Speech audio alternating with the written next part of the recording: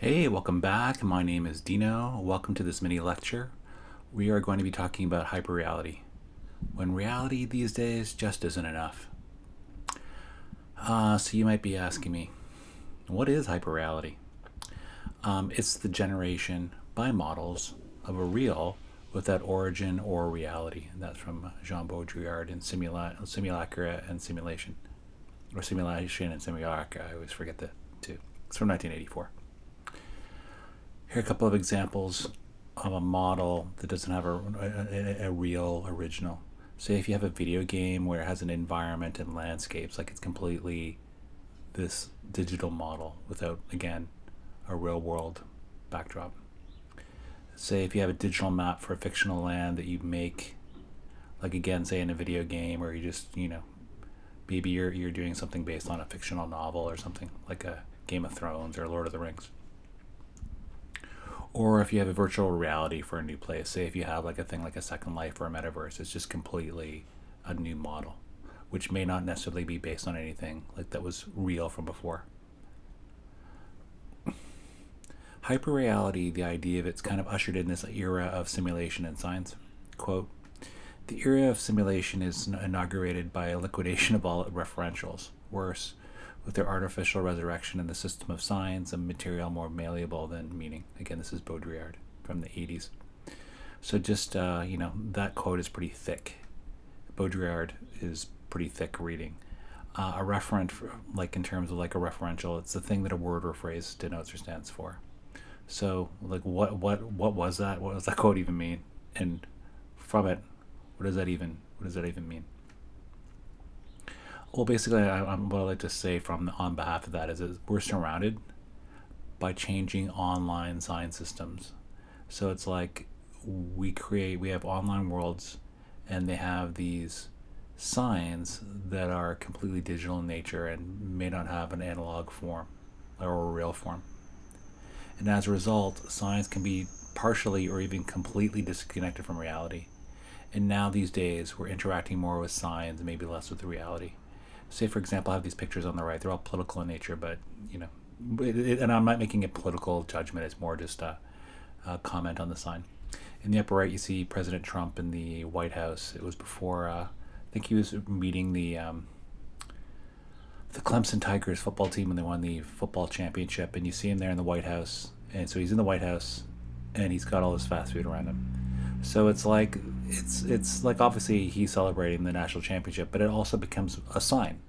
And what the sign represents is the most powerful person in the world, with his power suit, in one of the most powerful buildings in the world, very high class, very high status, with fast food, which is normally more low class, low status. So it's like this combination of high status and low status, high class, low class, all in one thing. And it becomes like a sign for less about the championship, but more it's like just what that represents to people.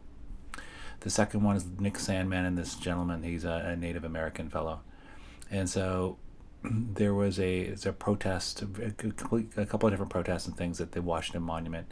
So instead of it being stories about it, being investigations of what happened during these protests, etc., it became this picture of this gentleman, Sandman on the left, with the Make American Great Again hat, like the Trump hat, and this Native American. And it became less a bit about whether there's actually conflict between the two, and I don't think there was a lot of evidence that they actually were really heavily in conflict.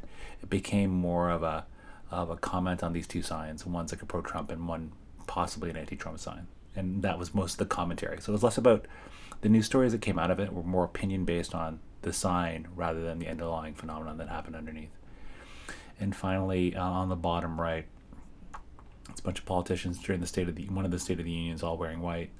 So again, there's a State of the Union address, and when you look back at it, very few people actually remember what actually happened during the State of the Union, and more it's a commentary on these women protesting by wearing white for women's rights. So again, it's more about the sign than the underlying substance of what actually was going on.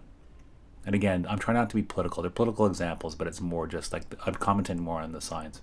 And again, please feel free to believe whatever side of the aisle you like.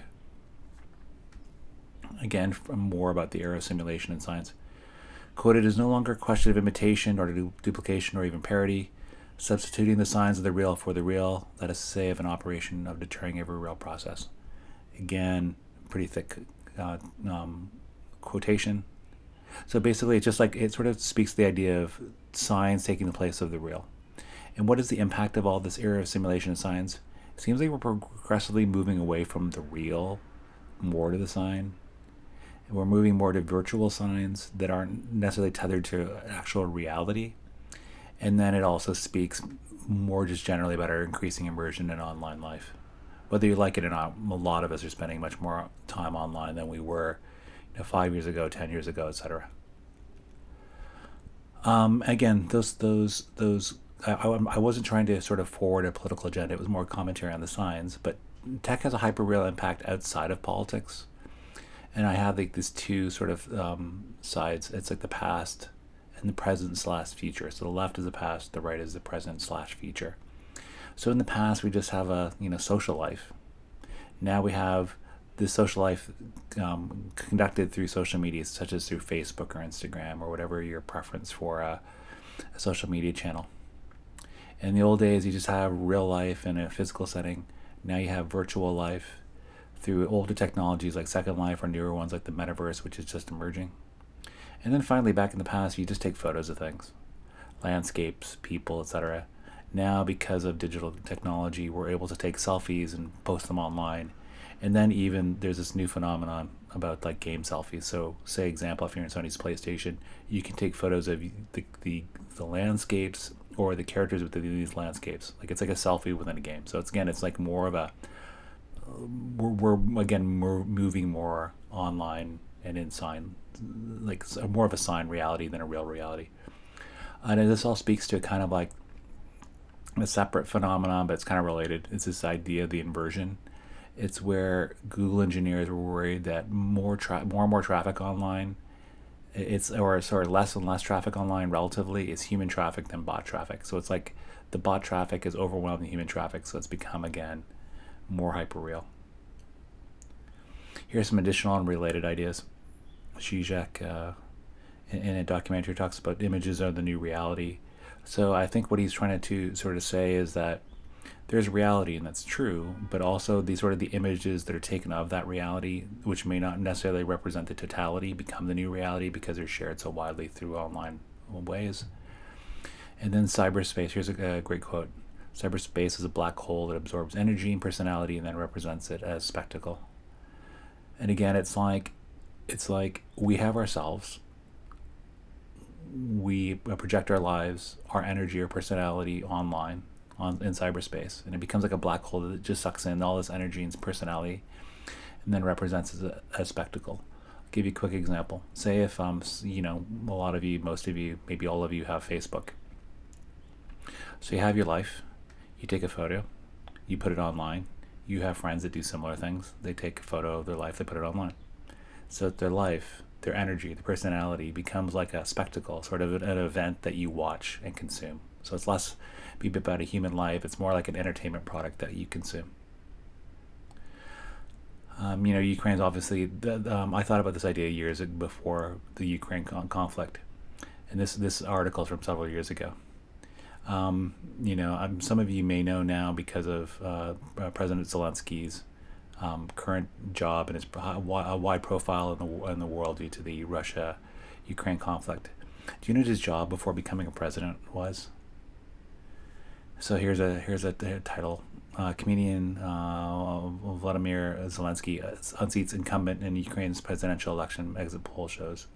So before he became the real president of Ukraine, he was a fictional president of Ukraine. He was a comedian.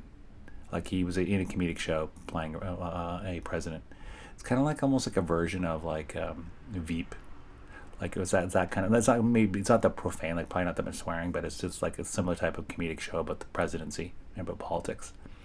And so what this kind of talks about in terms of hyperreality is that this hyperreal, like online life, television broadcast life, it begets or gives birth to or becomes a precondition for the real. So it's almost like I wonder if Zelensky would have become president of Ukraine if he didn't play one before being online and being one on a broadcast television show.